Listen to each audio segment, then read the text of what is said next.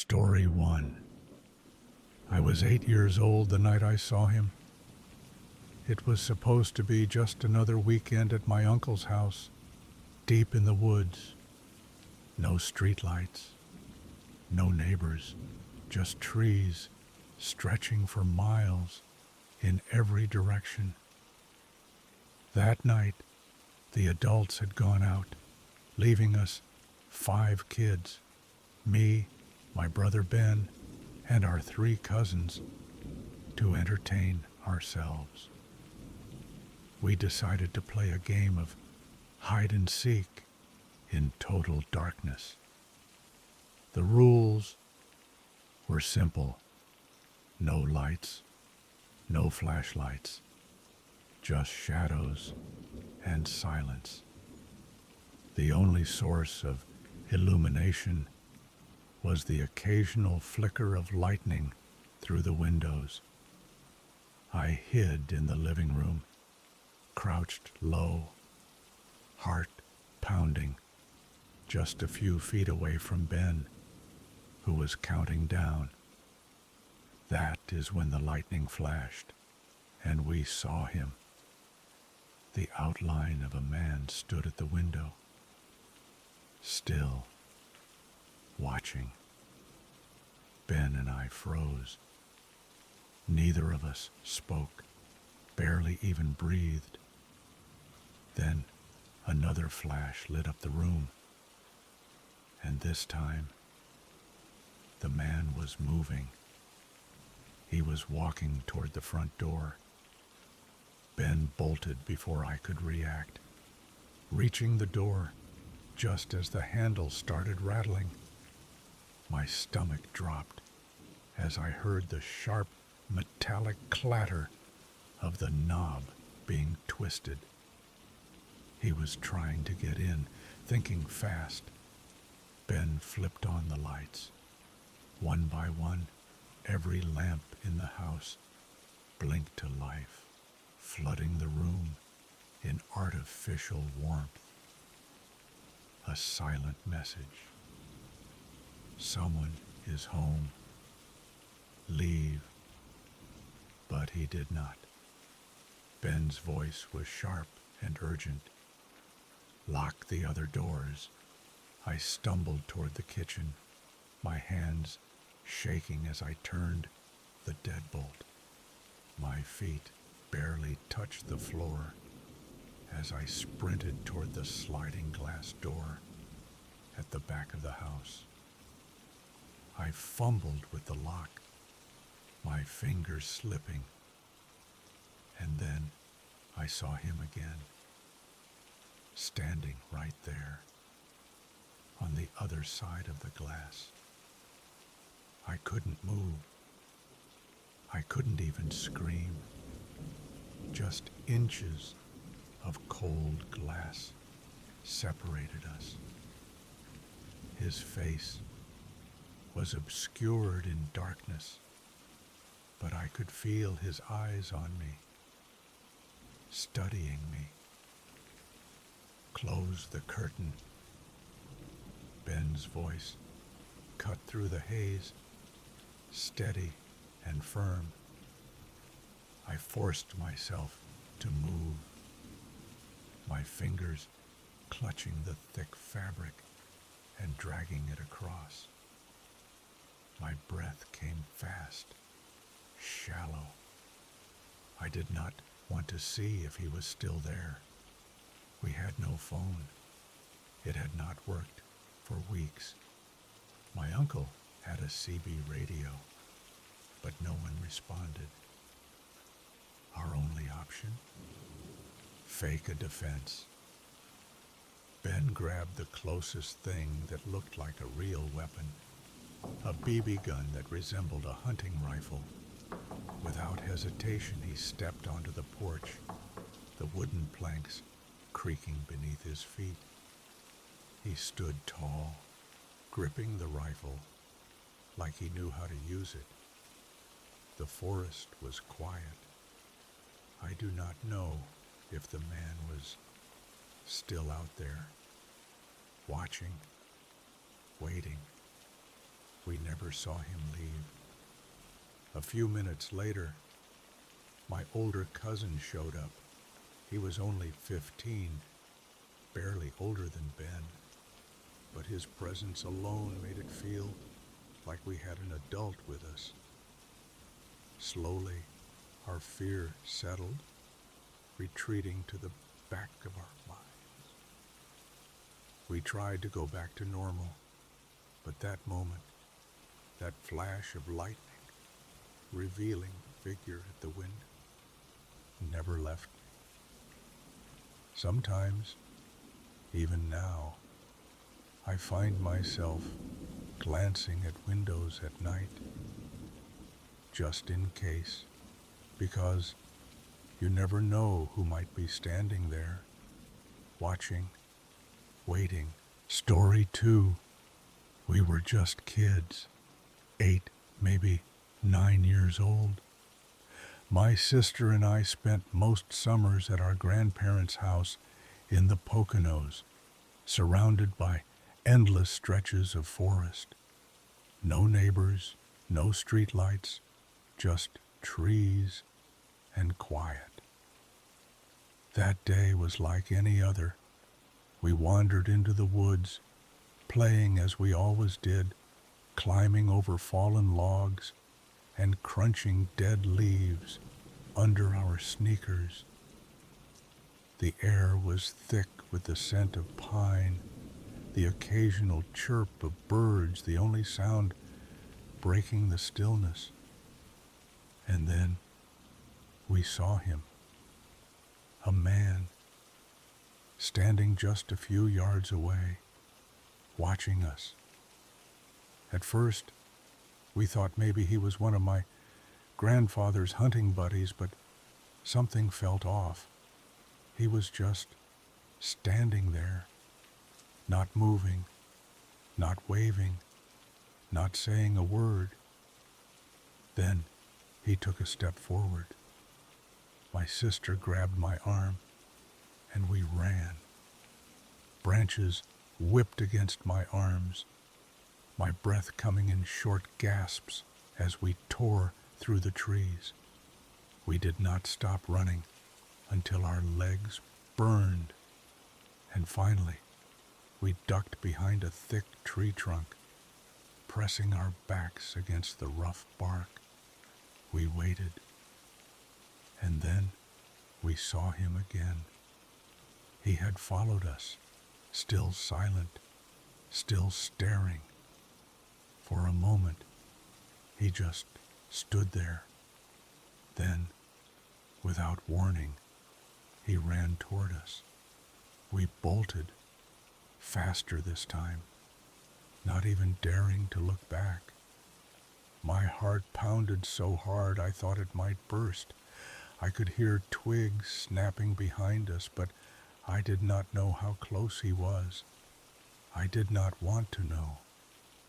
We finally made it back to the house, panting, dizzy. My grandfather was inside, reading the paper. We told him everything, trying to describe the man, but when we finished, he just frowned. He let people hunt on his property sometimes, but no one matched the description I gave. No one was supposed to be out there, and yet he was.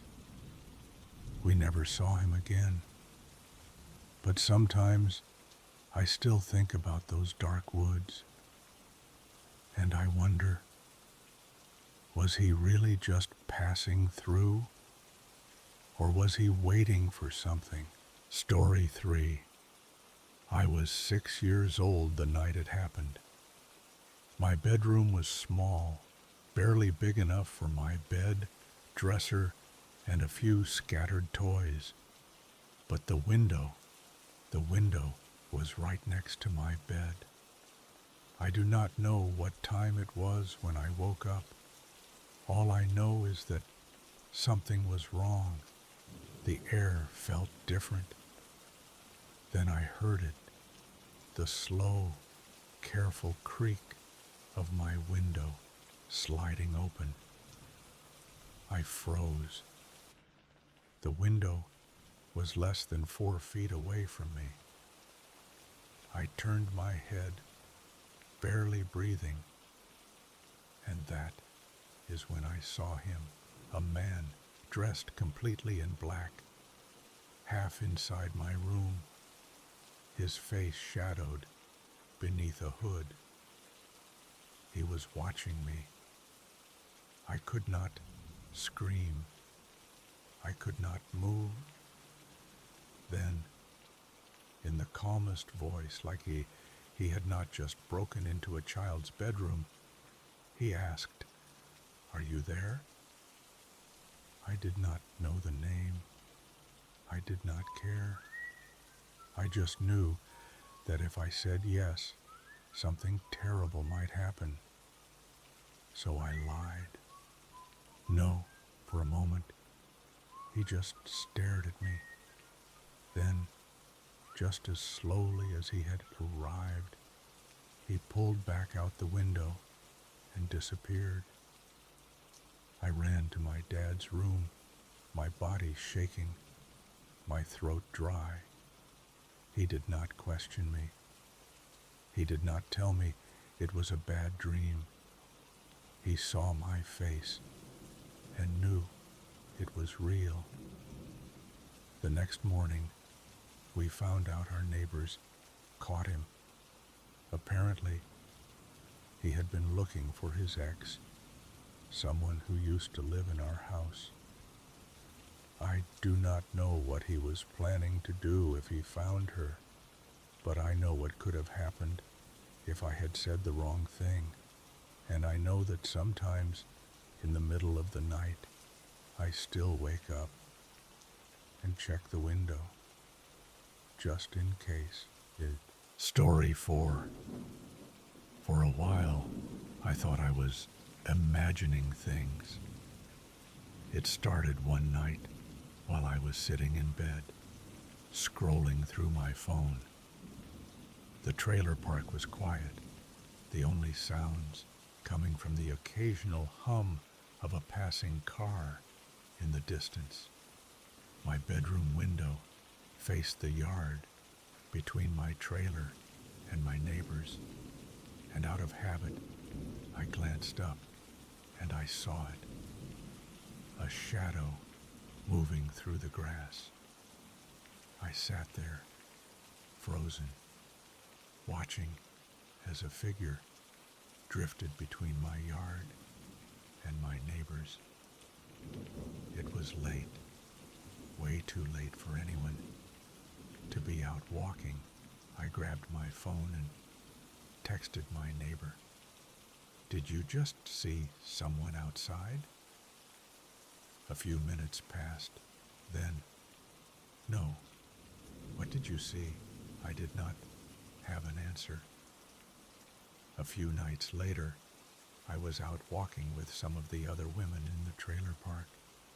The road was quiet, lined with dim streetlights that barely lit the way. We were chatting, laughing, until we heard it, the sound of twigs snapping. We stopped walking. The noise stopped too. One of the women whispered, "Did you hear that?" I nodded. We took a few cautious steps forward, and it started again. The unmistakable sound of someone walking just out of sight across the road, keeping pace with us. We could not see who or what it was. Then things got stranger. Small things started disappearing from yards. Garden tools, kids' toys, even a chair from someone's porch. Some nights, if you looked toward the creek, you could see the faint glow of a fire near the mouth of a cave on the mountainside. But every time someone mentioned it out loud, "Hey, there's a fire out there," within minutes, the flames would go out. We joked that maybe it was a homeless person, some drifter living in the cave. maybe harmless, until he was not. One night, two guys were walking through the trailer park when they saw something.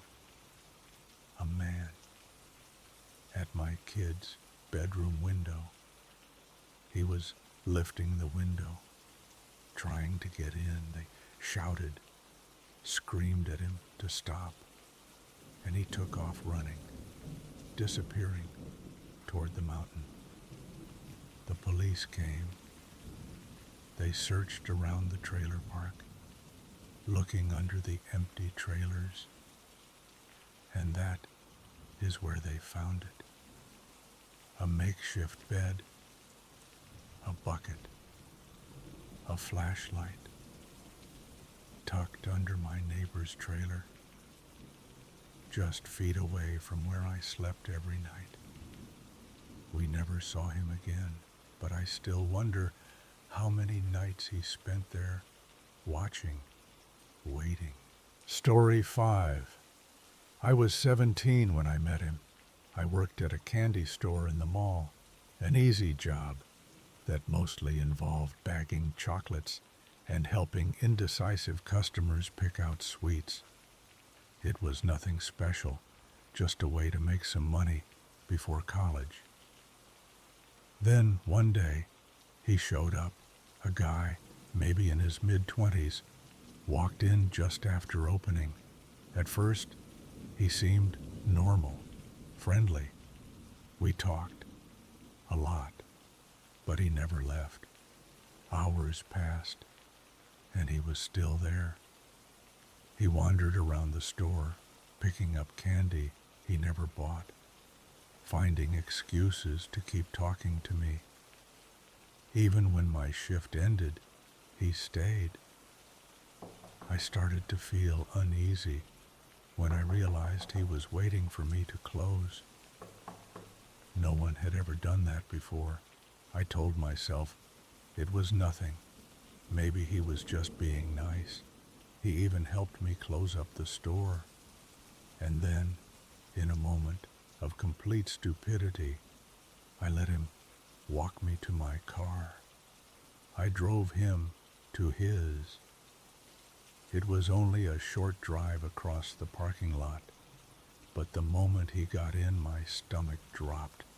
I was alone, in a car, with a stranger, but nothing happened. At least, not that night. The next morning, I had to open. When I got to the mall, he was already there, waiting, with McDonald's in his hands. He smiled, said he figured I might be hungry. I forced a polite laugh, but I could feel my face tense up. Maybe he noticed, because instead of handing me the food, he placed it on the store gate and left. I did not eat it. A few hours later, he came back. This time, he was different. He hovered too close, watched me as I worked, followed me around the store, refusing to leave. Every time I moved, he moved. I told him I was busy, that I had work to do, that he needed to go. He did not listen. Finally, I snapped. You need to leave. Now. For a second, he just stood there, staring. Then, without another word, he turned and walked away. But it was not over. That night, I checked my phone. He had found my Instagram. I had never told him my last name, and yet, there he was, messaging me over and over. I blocked him immediately, and I have never made that mistake again. Story 6. My mother has always been the kind of person who helps others, even when it puts her at risk. She worked in home care for the elderly, taking care of people who could not care for themselves. Most days, she cooked meals for them, but sometimes their kitchens would be empty, and she would have to take them grocery shopping. It was against company policy. She could have been fired for it, but what was she supposed to do? Let someone's frail, elderly grandmother starve? So one afternoon, she did what she always did, helped. She took one of her clients, a little old woman, to the store, helped her pick out groceries, loaded them into the car, and walked her back up to her apartment. Then, as she stepped inside, a man pushed in behind them. She barely had time to react. He had a gun, or maybe a knife. She cannot remember now, just that it was a weapon, and he was in control. "Stay quiet." His voice was low, steady. He ordered the old woman out of the room. She hesitated, but he pointed the weapon at her. "Go." She obeyed. Then he turned to my mother and started grabbing at her jeans. Up until that moment, my mom's only thought had been for her client's safety. But as he forced himself closer, hands rough and desperate, something snapped in her mind, a Bible verse, something about how a woman must scream if she is being forced, so that no one could later say it was consensual. So she screamed, loud. She kicked, fought, clawed at his face, and that is when she heard the bedroom door creak open. The old woman came stumbling out, armed with pepper spray. She lifted her shaking hands, pressed down on the canister, and sprayed it straight into his eyes. He screamed this time, blind, stumbling, clawing at his face. Then he ran. When the police arrived, he was long gone, but he had been in such a hurry, he left his coat behind. You would think that would be enough to catch him. It was not. To this day, they never found him. But my mother never forgot the moment she heard that door open and realized she was not alone. Story 7. I almost did not stop. It was early, around 7 a.m., and I was already late for work. The highway was mostly empty, just the occasional car rushing past. I was focused on getting to the interstate when I saw something that made me double take. A kid, maybe 4 years old, riding a tiny bike down a steep hill, alone. For a second, I thought, that's weird. But I kept driving. I told myself it was not my problem. I could not afford to be late again. Someone else would stop. Then that feeling hit me. A sharp, sickening pull in my gut. Turn the F around. I did. I parked a few feet ahead of him and got out, trying not to scare him. "Hey, bud, what are you doing out here? Do your parents know where you are?" He hesitated, gripping his handlebars tighter. I reassured him, told him I was not going to take him anywhere. I just wanted to make sure he was safe. His name was simple. He lived just up the street. in a rich neighborhood, nowhere near where I found him. He had been trying to get to McDonald's, alone. That is when I called the cops, and that is when things got worse. Another car pulled up. A couple got out. Everything about them screamed trouble. The sunken cheeks, missing teeth, the way they looked like their lives had been nothing but bad decisions. Tweakers. They did not live anywhere near this kid. But the woman acted like she knew him. "Oh, hey, there you are. We've been looking for you." I narrowed my eyes. "What's his name?" She hesitated. "Where does he live?" She scoffed, crossing her arms. "Why should I tell you? You could be trying to take him." Bullshit. I told her no, that I had already called the cops, and she needed to back off. She did not. She reached for the kid. I pulled out my pepper spray. "Back the fire up." My hands were shaking. The kid clung to my leg, his little fingers digging into my jeans. I had no idea if I just brought pepper spray to a gunfight. For a second, no one moved. The woman backed off, but did not leave. "We'll wait for the cops." But the guy with her, he looked nervous, like he wanted out of there. The cops arrived, and somehow, in all of this, they let her pick the kid up. I watched, rage boiling inside me, as he squirmed uncomfortably in her arms.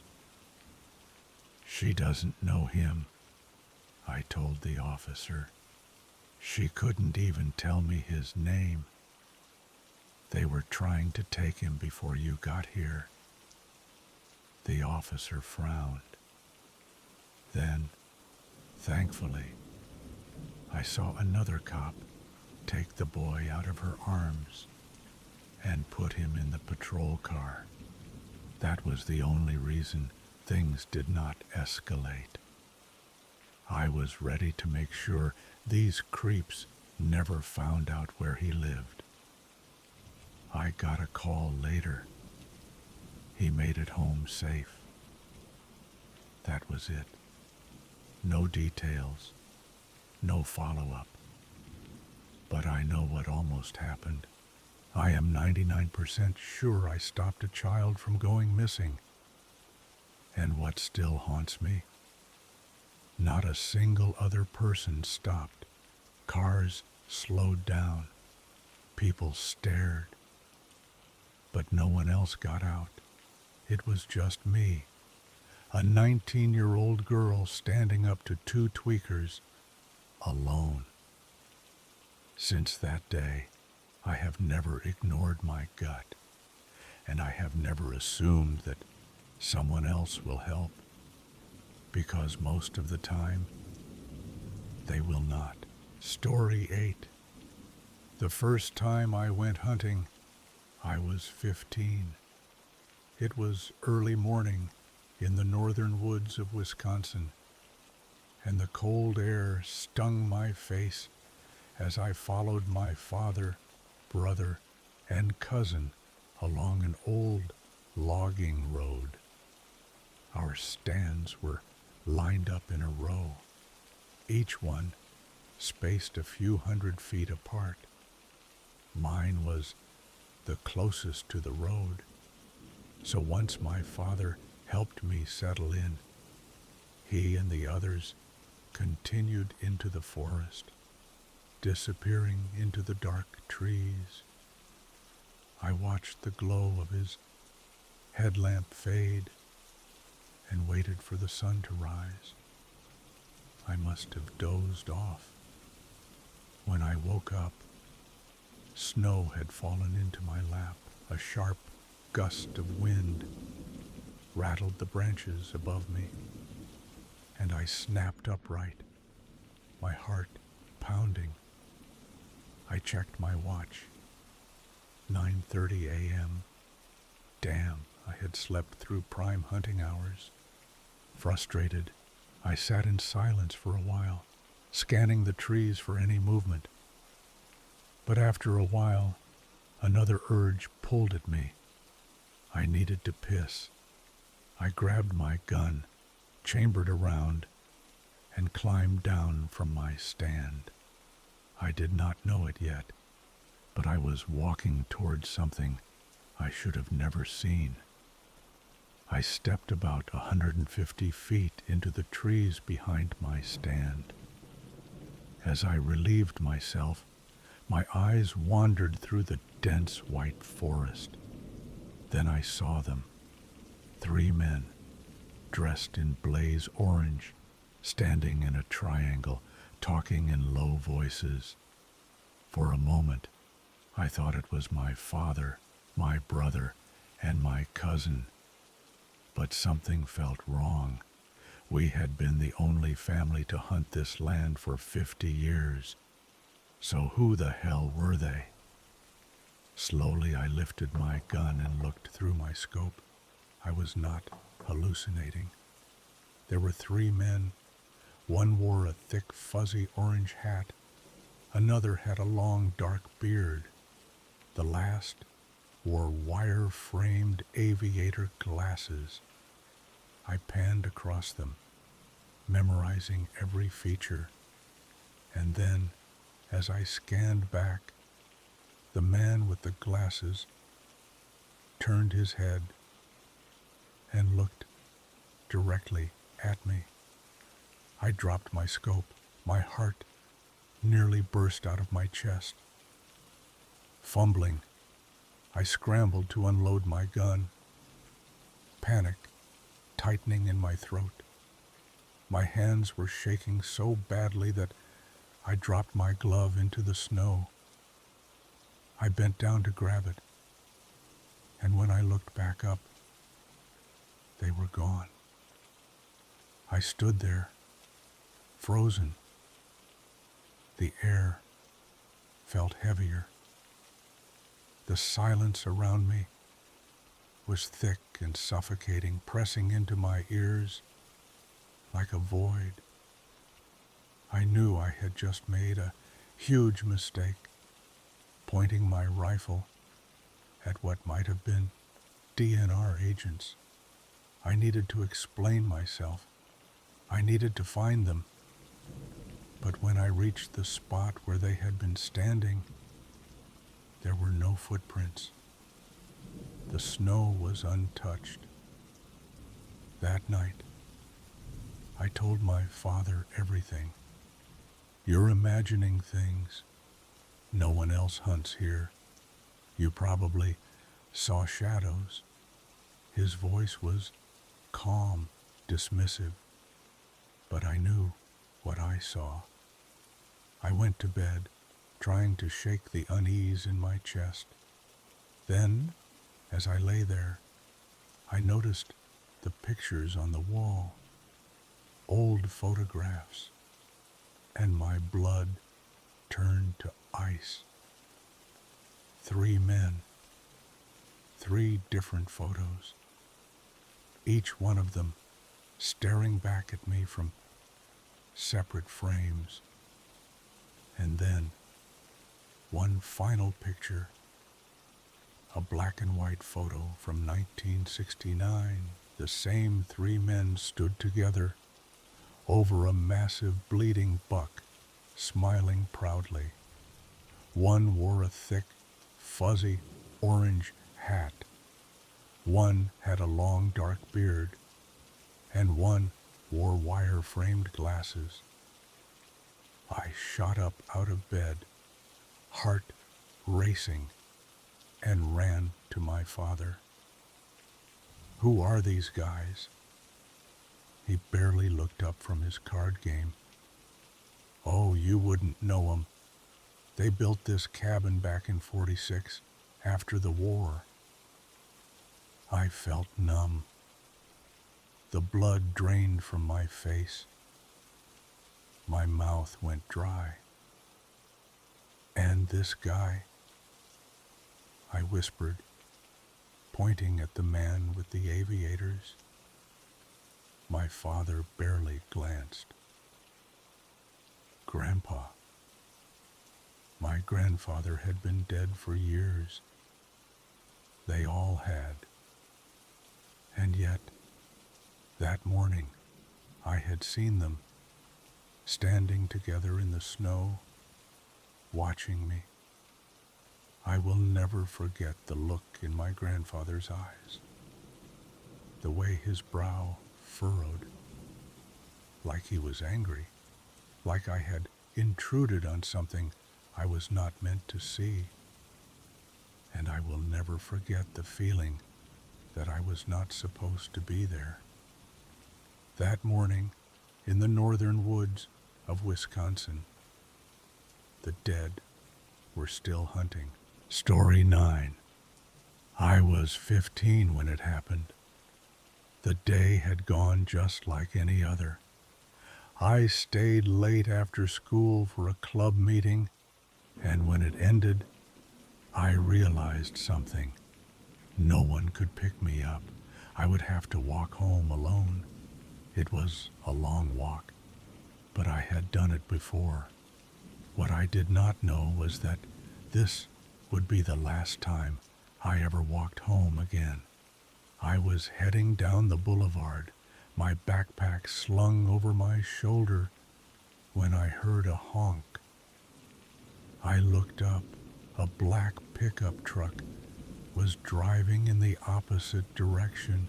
Inside, a man was waving at me. I frowned, but kept walking. Then he U-turned and started driving slowly beside me. At first, he just watched me. Then he leaned out of the window. "Hey, you want a job?" Every hair on my body stood on end. I knew what was happening. I had to think fast. I turned my head slightly, keeping my steps steady. "Sorry, my English is no good." That was a lie. I had grown up in the U.S. and spoke fluent English, but I was also an Asian immigrant, and I hoped he would believe it. The crosswalk was ahead. I kept my pace normal, but he was still following me. Then he did something that made my stomach drop. He sped ahead and pulled into a parking lot on the corner, waiting for me. I tried to act like I did not notice, but then he did something worse. He pulled out a thick stack of $100 bills. He waved the cash, grinning like it was bait. My blood turned to ice. If he had that much money on hand, what else did he have? A knife? A gun? I locked eyes with him, letting my expression say exactly what I was thinking. I'm not stupid. The second the walk signal turned on, I ran. I cut through a neighborhood, sprinting until my lungs burned.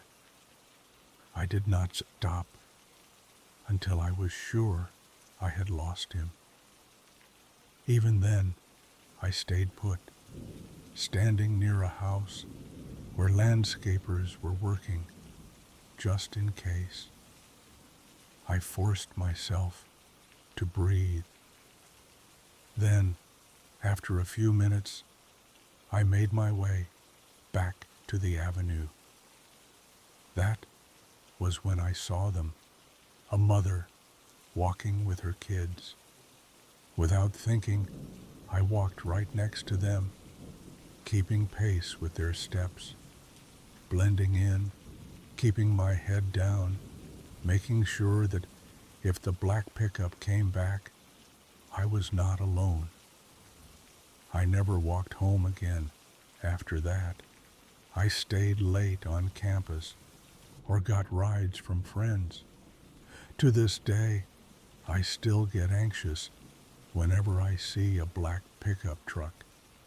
If I have to walk alone, I cover myself up, make myself look less noticeable, make myself look more masculine, because I know if luck had not been on my side that day, I would not be here. I would not be having a normal life. Or maybe I would not be alive at all. Story 10. Halloween 2019. A perfect night for something stupid. My friends and I decided we would check out an abandoned nursing home, for shits and giggles. But on the way there we saw something else. A small, run-down duplex tucked away in the woods. It looked completely abandoned, and since it was Halloween, we figured, why not check it out? The place was dead silent, not a single sound. Just us and the trees. We walked through each room, shuffling through old, rotting furniture, taking turns shining our flashlights down dark, empty hallways. Nothing.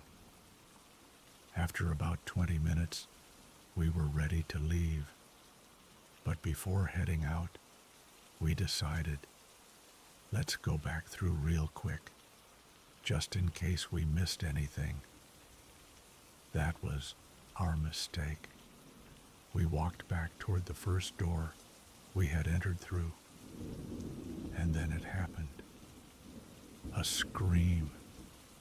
Not just any scream, a blood-curdling, metal-on-chalkboard, soul-piercing sound that ripped through the silent night like a blade.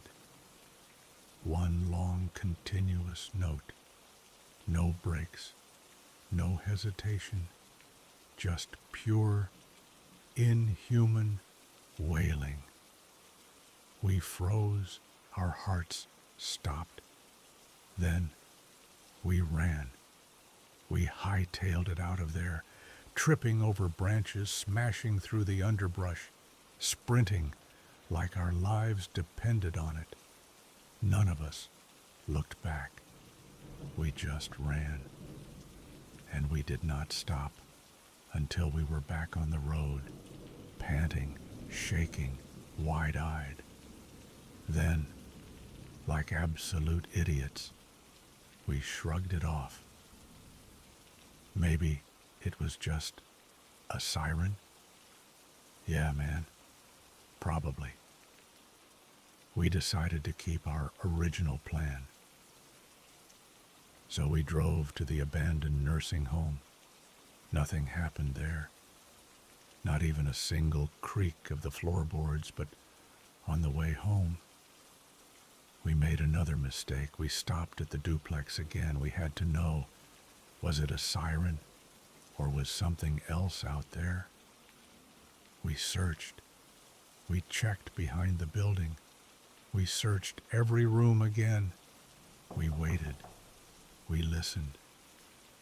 The sound never came back.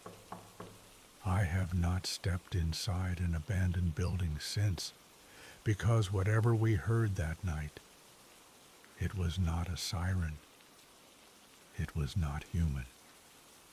And it was not meant for us to hear.